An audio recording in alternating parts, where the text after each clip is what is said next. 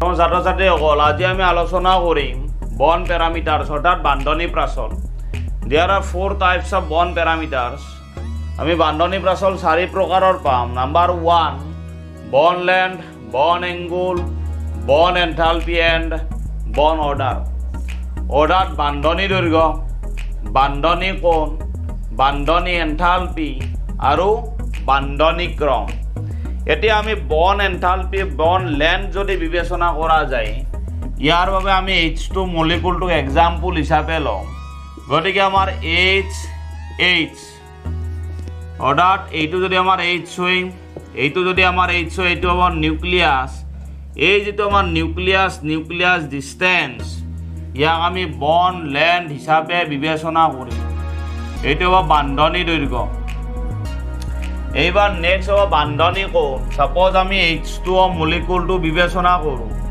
ইয়াৰ বাবে আমাৰ HH কি আছে, সিঙ্গল বন্ড আছে। গতিকে এই যিটো আমাৰ এংগুল, এই এংগুলক আমি বিবেচনা কৰিম বন্ড এংগুল হিচাপে। অৰ্থাৎ দুটা কনজেকিউটিভ বন্ডৰ মাজত মলিকুল এটাৰ যিটো আমাৰ এংগুল বা কোণ, সেই কোণটোক আমি বন্ড এংগুল হিচাপে বিবেচনা কৰিম। একেদৰে যদি আমি CO2 মলিকুলটো লোৱা যায়, ইয়াৰ একচুৱেল ষ্ট্ৰাকচাৰ এইটো হ'ব। গতিকে বন্ড এংগুল হ'ব আমাৰ 180 ডিগ্ৰী। গতিকে আমি এইটো হ'ব কি বন্ড এংগুল। এইবাৰ নেক্সট আমি যদি চাওঁ যায় বন্ড এন্থালপি সাপোজ আমাৰ H2 মলিকুল ইয়াৰ আমাৰ HH সিঙ্গল বন্ড আছে। এই H সিঙ্গল বন্ডটো ব্ৰেক কৰি তাৰ এটম 1 মল হ'ব লাগিব। 1 মল সাবষ্টেন্সৰ আমাৰ বাইমলিকুলাৰ সাবষ্টেন্স এটাৰ মাজত যি বন্ডটো থাকে সেই বন্ডটো ব্ৰেক কৰাৰ বাবে যিখিনি আমাক এন্থালপিৰ প্ৰয়োজন হয় সেই এন্থালপিক আমি বিবেচনা কৰিম বন্ড এন্থালপি হিচাপে। এইবাৰ নেক্সট আমি চাম বন্ড অৰ্ডাৰ। এটা বন্ড অৰ্ডাৰটো যেতিয়া আমি চাম তেতিয়া আমি এক্সাম্পল হিচাপে H2 molecule, next O2 molecule, N2 molecule যদি লোৱা যায়, ইয়াৰ হাইড্ৰজেন আমাৰ সিঙ্গল বন্ড আছে, অক্সিজেন ডাবল বন্ড আছে, নাইট্ৰজেন ট্ৰিপল বন্ড আছে। এতিয়া ইয়াত যেহেতু সিঙ্গল বন্ড আছে গতিকে আমাৰ বন্ড অৰ্ডাৰ কি হ'ব, 1 হ'ব। Bond order equal to 1। Next ইয়াত যেহেতু ডাবল বন্ড আছে বন্ড অৰ্ডাৰ ইকুৱেল টু আমাৰ 2 হ'ব। ইয়াত যেহেতু ট্ৰিপল বন্ড আছে বন্ড অৰ্ডাৰ ইকুৱেল টু আমাৰ হ'ব কিমান, 3 হ'ব। এতিয়া বন্ড অৰ্ডাৰ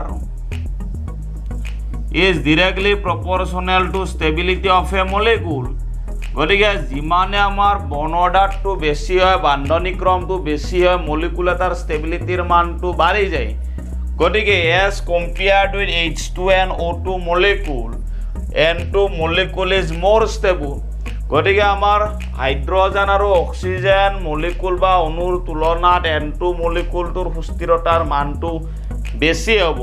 আৰু বেছি হোৱাৰ মেইন কাৰণটো কি হ'ব, কাৰণ N2 মলিকুলটোত NNৰ মাজত আমাৰ ট্ৰিপল বন্ড আছে, তাৰমানে বন্ড অৰ্ডাৰ কিমান আছে, 3 আছে।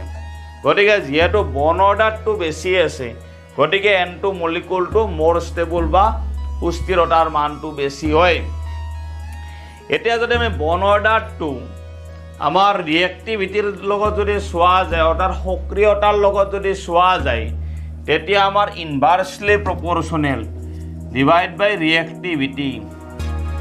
ৰিয়েক্টিভিটি মানে বেলেগৰ লগত বিক্ৰিয়া কৰাৰ যিটো টেন্ডেন্সি বা প্ৰৱণতা সেইটো আমাৰ ইনভাৰ্সলি প্ৰপৰচনেল। গতিকে যিমানে আমাৰ বন্ড অৰ্ডাৰটো বেছি হ'ব সিমানে ৰিয়েক্টিভিটিৰ মানটো কম হ'ব। গতিকে এই তিনিটা যদি মলিকুল চোৱা যায় তেতিয়া N2 মলিকুলটোৰ ৰিয়েক্টিভিটিৰ মানটো আমাৰ H2 বা O2 মলিকুলৰ তুলনাত কি হ'ব, কম হ'ব।